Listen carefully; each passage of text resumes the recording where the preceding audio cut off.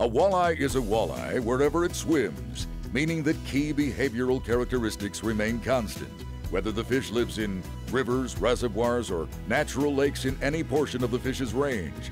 But because walleyes in different bodies of water often feed on different prey items, and because walleyes in some waters must travel far to contact sufficient forage, sometimes location and presentation tactics must be tailored to specific situations.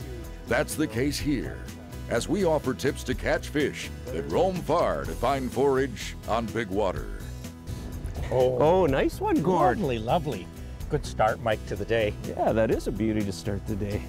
Let me get that out. Folks, I'm here with Mike Schomber. Mike's a good friend of mine from Winnipeg, Manitoba.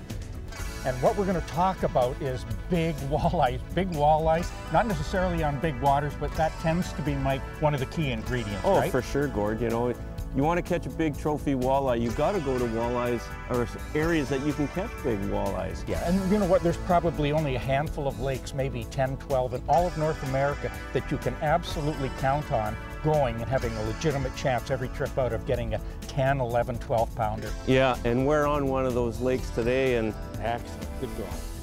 Gord, was that one up high? Guy was probably 2 feet off the bottom jigging, but I could see the bottom quivering. So I dropped it right down about 6 inches off and then started to pull it up. She just came up and hit it. When you see bait like that, it's always a good idea. Well, it's great to see, first of all, because there's usually fish following it. And, you know, I'm only about 2.5, 3 feet off the bottom here, and I'm just pulling right up through it and then pulling it down.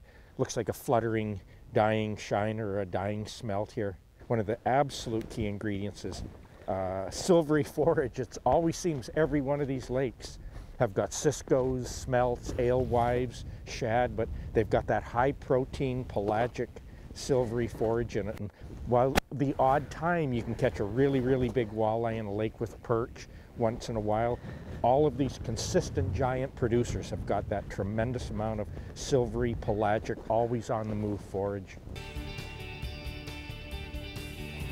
And then the other thing you can do is drop it right down on the mud, stir the mud up, pull it away. Got him, look at that. You know, that's a pretty nice walleye still. Whoa. Nice fish, Gord. It is. Did you mark that one? Or? You know, honestly didn't. It came in right along the bottom. And what I'm seeing is that bottom quakes. It starts to do that.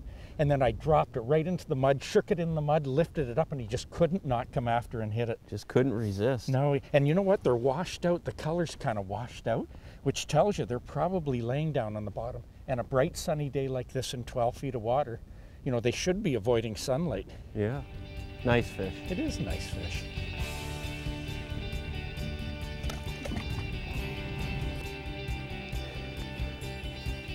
Look at that, as soon as I drop down. Good one, Gord? Nice one. Oh, nice fish. Yeah, not as big as some we've been catching. As soon as I dropped it down, that was there.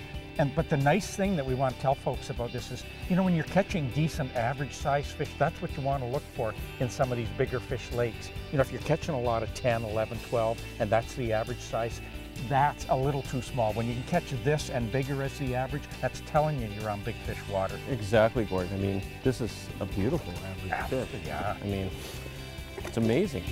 That's definitely a walleye. You dropped down. Got him. Told ya. Good one? Yeah. Right on. Told you that one. Oh, nice fish. Oh, wow, there's a nice fish, Gord. Yeah, isn't that something? You know, we've been talking about many of the key elements, fishing big fish lakes and big fish spots with big fish baits, but what do you think, Mike, about timing? Oh, I think timing's everything. You got peak periods to fish these big fish seasonally and daily. And sorry about that. Wow, he sure swallowed it. He did.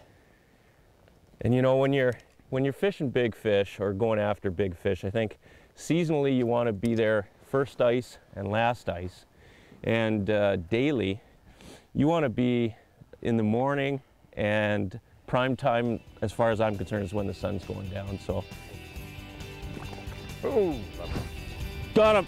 Ooh, ooh, big fish, Gord. Feels good. Oh yes! Woo! Big, beautiful fish. Isn't that gorgeous? Oh man, these. Oh Mike. These fish are so nice. Oh.